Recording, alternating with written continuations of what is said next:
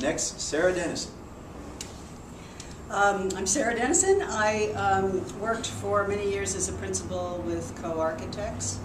The year before I went for my fellowship, I retired from co-architects and got this thing in the mail saying, would you be interested in being nominated for a fellowship? And I talked to people about it and found out that as a retired architect, I only had one chance, and that was right now, to put this all together. And honestly, I had never thought about it before. I was one of those people who wasn't prepared, really. I had never looked at my resume, looked at the things I was doing, and tried to put something together with fellowship as the goal.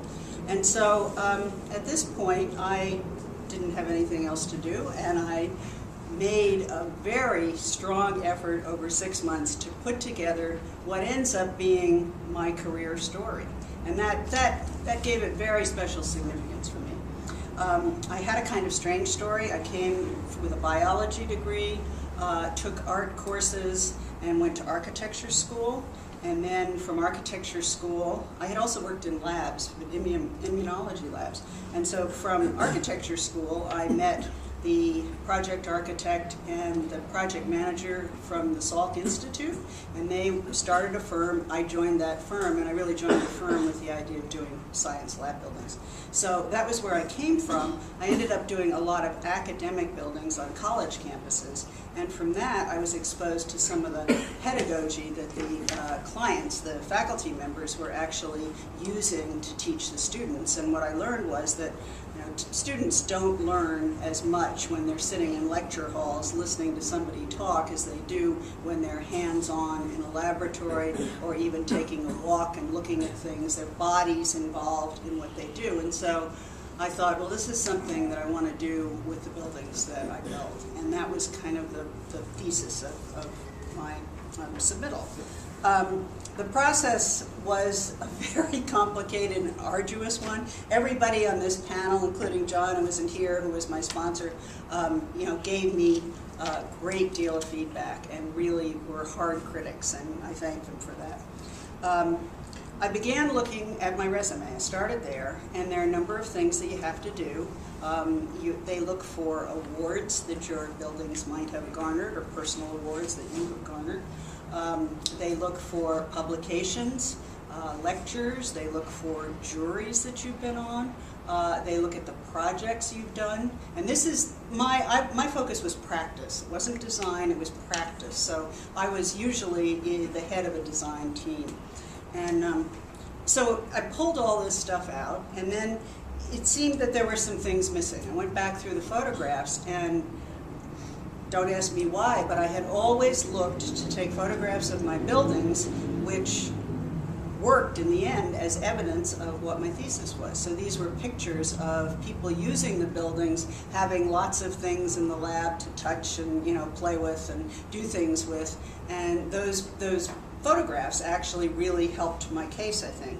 And this was completely coincidental, but gives you ideas of what you might be doing sort of as you go along. And then another thing that I felt was really helpful, what you're putting forth is evidence that you have had an impact personally with your work on the profession. And so you have to find sometimes quantifiable, but certainly qualitative evidence of that. So what I did was put together a questionnaire, which I sent out to the clients of most of my laboratory science buildings. And I asked them things about what the impact had been of these buildings on their teaching, the number of students, the growth of the programs over time, things that could in some way be quantified. And actually, they all answered all the questions, and out of that I got these terrific quotes that I could use in the body of the text as evidence that this sort of thing, had helped this university or this group of students. One other thing I want to bring up is writing. This takes an incredible amount of writing. Some people get consultants to help them with the writing. Architects usually aren't taught to write very well. I mean, you kind of get it as you go along, but it's not something that you learn in school. And so I would encourage everybody to work hard at your writing, or think about perhaps getting a consultant to help you, somebody who writes well. And the journalistic style is what this submittal is made of. It's basically a statement at the beginning that capsulizes the important impact, and then as you go down through the article, the detail increases more and more and more until the end. And with this submittal, you start with your 35-word statement. What is your career all about? Why is it important?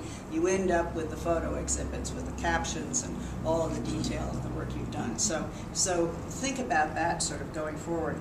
And then the other part, which is the commitment. This is a really arduous task.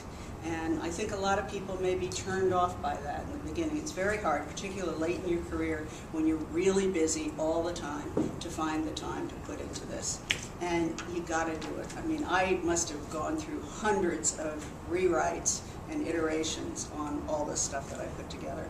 But it's the only way to do it. And you can see from the people that I've worked with, and certainly these guys have worked with, that the people who put that commitment in are the ones who get it.